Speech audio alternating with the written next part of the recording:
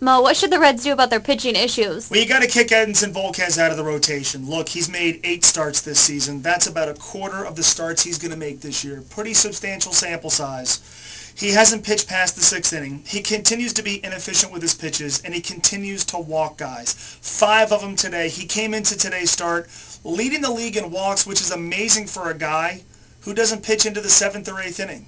Simply put, he doesn't give you much of a chance to win. Now, the Reds have been able to come from behind and win some of his starts, even today.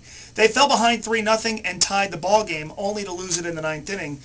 But Edinson Volquez is no longer one of the Reds' best 5 starting pitchers. He's not as good an option as Mike Leake.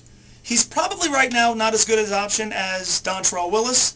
You could argue he's not as good an option as Sam LeCure. And so you've got to send him to the minor leagues, simply for the sake of fixing Edinson Volquez and hoping whatever they did last year when they sent him down works and they can bring him back this year and he can resemble the guy who came back from the minor leagues in September of last season.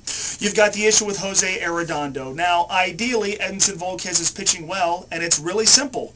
You send one long man to Louisville. He starts every 5th day. You have him ready to go, and he's starting, and you can bring him back if you have an injury in your rotation, and you have a long man. But Mike Leake is going to go to the rotation, or at least he should.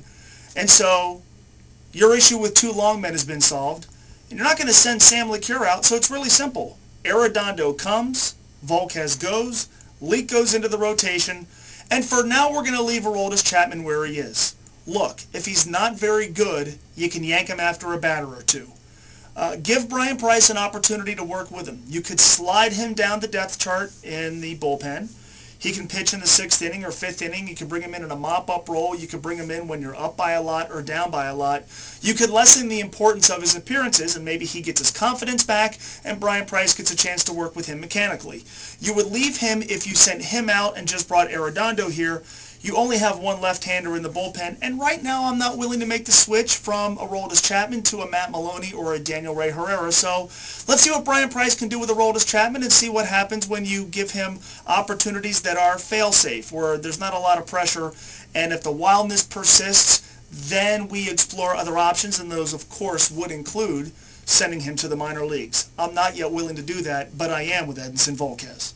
Email me, mo@espn1530.com, or send me a tweet at moegger1530, and make sure you join us in the fan zone on Friday night before that big game against the Cardinals.